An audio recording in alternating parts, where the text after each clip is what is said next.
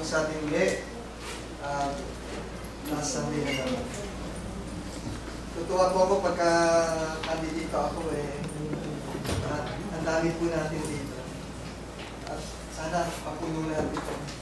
Sa umaga po ito ay nais kong bigyan, samahan niyo ako sa ating mensahe kung saan sa pagtuturo. May kinalaman ko sa ating pinaniniwalaan at pinapractice sa ating Iglesia ni Cristo ayon sa Bagong Tipan. Kanina po nung inaawit yung last song 102, Living for Jesus, ay habang binabasa ko at kinakanta, nadaramdaman ko po dahil naiintindihan ko yung lyrics nung kinakanta. Kung kaya po yung spirit ay pumapasok sa akin. Bakit ko po nasabi? Kasi po, walang ingay akong nadidinig liban sa tinig ng ating mga puso, ng ating sariling mga bibig, habang inaawit natin yung papuri sa ating Panginoon. Kaya nararamdaman ko po yung laman mismo nung ano yung message nung inaawit po natin sa hymn number na ito. At yung po mga sumusunod na mga awitin ay isang pagkain ng ating kaluluwa na tuwing tayo po ay nakakapag-awitan ganyan, ay nadadagdagan yung ating mga imbang ating faith lalo. At sa umaga pong ito, nais kong ibalik yung isang paksa. Ito po yung paksa na kung saan ay kadalasan ay nakakalimutan na ituro. Hindi man po nakakalimutan bagkos ay natatabunan na. Pero ito pong ating paksa na to ay paulit at ulit kong i-remind ang ating mga kapatid na kung saan ang kahalagahan ng tinatawag nating biblical commandment on the use of the mechanical instrument.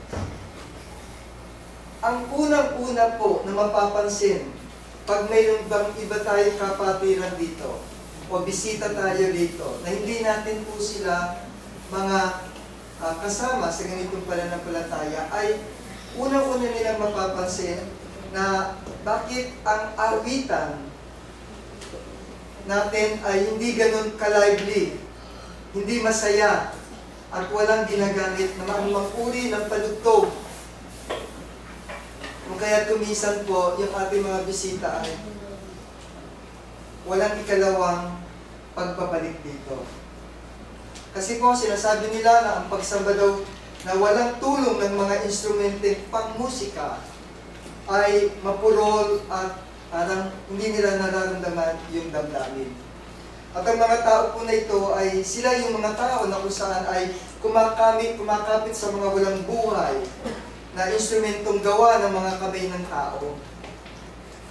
Mga mamahalin pa nga po may mga tambol, gitarang magaganda, electric guitars at kung ano pa, na parang hindi sila makakasamba sa Diyos ng epektibo kung wala itong mga instrumento ito. Minsan nga baka naisipan nila, uy, sa Amos, wala silang pambili ng kahit pambili ng gitara. Siguro walang marunong mag-gitara sa mga nandito. Pero ito po ang mga ginagamit ng ilang mga churches upang sila ay makapag-akit sa mga tao. Ang paggamit ng mga musical instrument. Ito rin ang dahilan na kung saan ay may pagtatalo-talo yung ilang mga congregation. Yung po dati namin pinanggalingan, nung kami ay nandun sa party ng Tondo, yung po tinatawag na Unitarian, ay talagang gumagamit sila ng mga piano. Mga born again, gumagamit sila po talaga ng talagang drum. Okay? Talagang palakasan po. Okay? Para dumalayo pa lang po yung kanilang mga members, nadidinig na daw po yung kanilang mga ano. Maghapon po yun. Puro pag-awitan. Pero po yung laman ng katuruan ay hindi po nila nagagawa. Yung pong uri ng ating panambangang ginagamit dito ay nakapattern po sa synagogue ng mga early Christians na kung saan ang mga unang mga Kristiyano noon ay hindi naman po talagang gumagamit ng diretsyo sa kanilang pagsamba. Pag-aaralan po natin yan. Kaya sa umagang ito, inais kong ibalik ang paksa na ito na may nauugol sa paggamit ng mechanical instrument sa oras ng pagsamba po. Hindi ko po sinasabing paggamit ng instrument sa kahit na anong pagkakataon. Maaari kayong gumamit po. Maaaring after nitong church, but not during our worship to our God. Ito po yung pinapractice natin sa ngayon. Marami po tayong mga nakikita na kung saan ang mga panambahan, may panalangin, meron tayong eating of the Lord's Supper, at may mga singing. Pero sa ating pong pagtuturo, ipakikita ko po ang ilang mga chapter and verses na kung saan wala pong ginamit na direction sinabi that we are going to play a mechanical instrument during our service.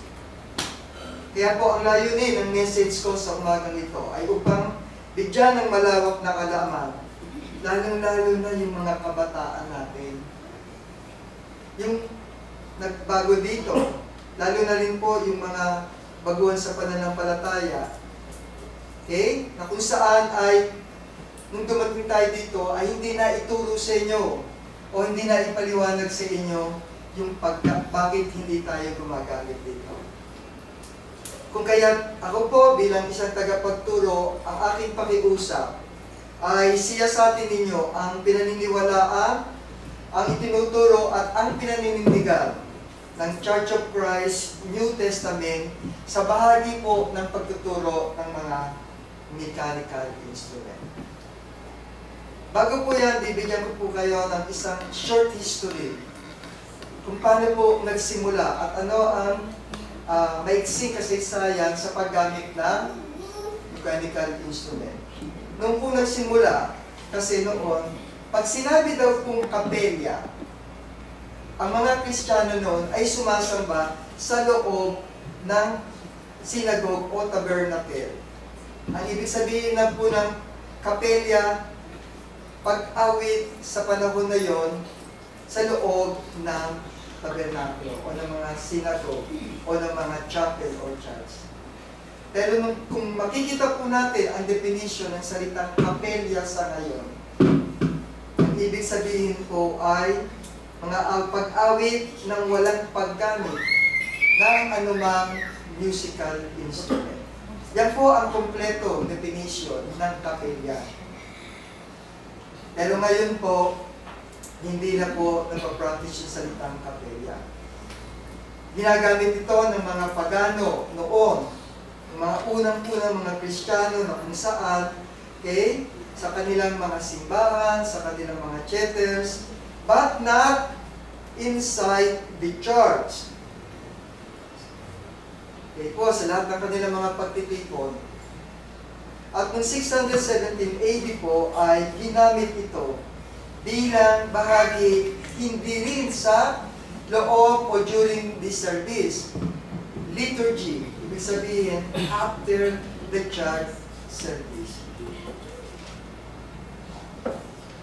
Yung first organ ay ginamit po at pinakilala ni Pope John Vitalis.